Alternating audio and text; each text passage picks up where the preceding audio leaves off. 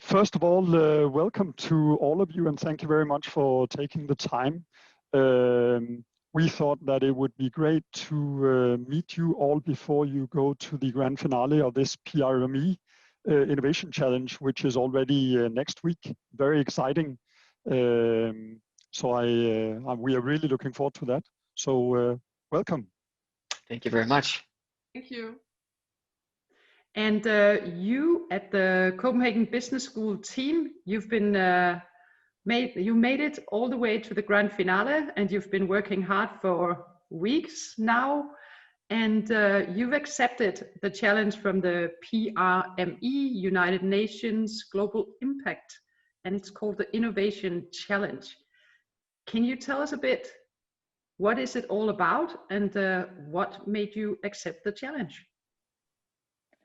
Well, yeah, we discovered the challenge from, since our school is associated with the Prime, we call it.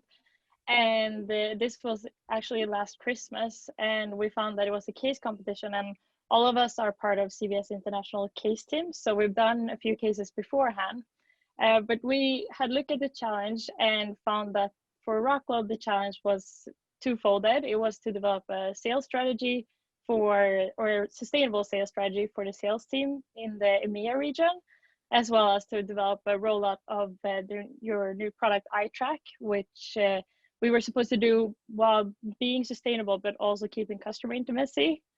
And we were supposed to address some SDGs. And with doing all of this, we found that it was intriguing and interesting that it was a challenge that was very focused on sustainability and actually addressing SDGs specifically, because what we've worked with beforehand hasn't always been that specified within SDGs and sustainability. And we also thought it was very interesting that to work with Rockwell Automation, because it's you're operating in an industry that I don't think any of us had that much knowledge about beforehand. And doing this kind of allowed us to get some more knowledge and to learn about the industrial automation industry. So that's why we thought this was interesting and found the challenge appealing to us. And you are also part of a special team on CBS. What is that team called? CBS International Case Team. CBS has a very organized structure regarding this. So we have practices pretty much every month, and then we actively enroll in these competitions all over the world. So, and we're part of that team. Thank you. And Felix, you're the CEO of Rockwell Automation in the Nordics. And being a multinational company, I was wondering, why do you engage with young people like this CBS team? Why do you need input for sustainable business models from young brains like these? Yeah, it's a very, very relevant question, and we see several answers. We see, first of all, I mean, we get this ability to catalyze our own innovation. So it also helps us achieve our own goals in terms of becoming a more sustainable company. We take, in general, I would say that we take ethics and responsibility very seriously in Rockwell, whether it is to do with the environment or whether it has to do with the employees or the partners that we are working on. So ethics in general, we take very seriously. It also, as I said, it helps catalyze our own development and our own innovation, because we have all these bright minds coming in, which do not necessarily have the same background as we do. So we are very, as you know, a very engineering intensive industry. And that's why it can be good, or it is good for us to get different perspectives on the topics. We need to totally rethink how we do business after what we were waking up to on the 11th, in terms of Denmark, waking up to on the 11th of March. So we need to look into different ways of dealing with our customers, but also dealing with our partners and the entire, the ecosystem that surrounds us. The industrial manufacturing industry is going through a lot of change these years, as you're also seeing in the media. there is lots of new technologies coming into our space. So like robotics have been there for quite a while, but even more important now, also when you look into the discussions which are going on in the Scandinavian media at the moment, with the impact on people when they do repetitive work for a long time. So how can robotics help to relieve that?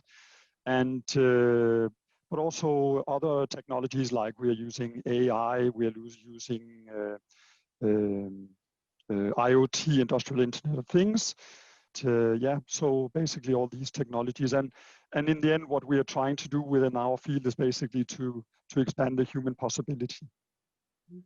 But can you explain a little bit to us about the solution that you will be presenting, without telling all of it, but maybe giving us a bit of insight into what is it that you're suggesting to Rockwell Automation in terms of their...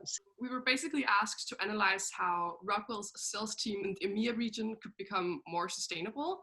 And what we did is we made an analysis of what part of the sales team's operation actually emitted the most CO2. And based on this, we came up with some recommendations. So the solution is kind of split in three. Firstly, we suggest to limit CO2 emissions from the office place itself by, for example, allowing employees to work from home and by making the office space more sustainable. Then we also recommend to limit CO2 emissions from Rockwell's car fleet by using telematics to cut fuel consumption and decrease the need for maintenance. Finally, we've also worked on using VR technology to limit CO2 emissions from the sales process by, for example, creating a conference that is held in VR, and by using the digital twin that Rockwell has of their products to showcase them to customers without the customers needing to travel far to see them. Did you know anything about digital twins before you started working on this project? No, we didn't know that much about it beforehand, but we were fortunate enough to get to work with some great people in the headquarters in Milwaukee. So that has been a big help in this process. Before you started this, did you actually know about also sustainability, the option to implement sustainability gains in industrial manufacturing and industrial automation? Was it something that was top of mind or at all on the radar?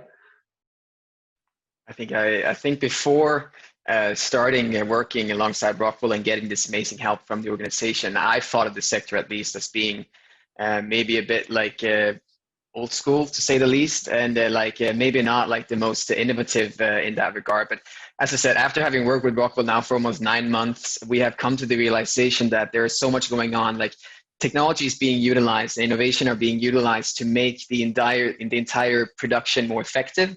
And in a way, I mean, you're producing the same amount, but you're producing it using less input. So you are becoming more efficient. At first sight, it wasn't on top of our mind in how we would actually make something more sustainable in the industry, especially since we're not engineers, but we're all studying business. Mm-hmm. So we had to kind of switch mindset and think of it from a business perspective, and then we had to focus on the sales department, and we realized that is also a part that emits, and that is something that we can actually do something about. Felix, now you've heard a little bit about what these young bright minds have been working on for quite a while now, and next week we will learn more. But you have been working with CBS now on this assignment and the UN, but in general, what is Rockwell Automation doing in the Nordics in terms of trying to be an attractive career path or career partner? Yeah, I would say that it's an interesting time now, because we have several different projects running at the moment. Last week alone, we were working with at Chalmers University of Technology, but especially in there, they have an innovation center called the Stena Line Innovation Center.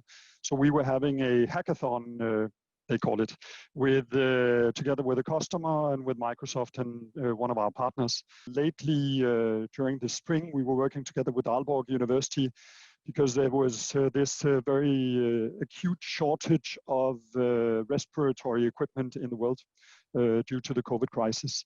So Aalborg had a project running where they wanted to develop a respirator which was built entirely on industrial components.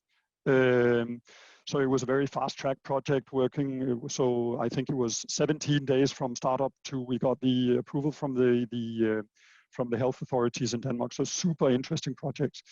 And then of course we're also working with other of the technical universities, which is our primary partners in the university world. So I think that this cooperation with the CBS has been really, I hope, a good starting point going forward. So we're really looking forward to that. There is an option to actually follow your presentation for the grand finale next week. Can you explain a bit how do we do that? How can people follow? The 23rd of September, and it's at 4 p.m. and it will take place on the Hop-In platform, which is like a digital meeting platform. Any last words for the young team here? I just want to say that it's been really good meeting you guys, and thank you very much for your effort over the last 9 months. No matter what the outcome will be on Wednesday, of course, that we hope that you win on Wednesday. And what can I say? I can only wish you the best of luck going into the PRME Innovation Challenge next week. So we'll keep our fingers crossed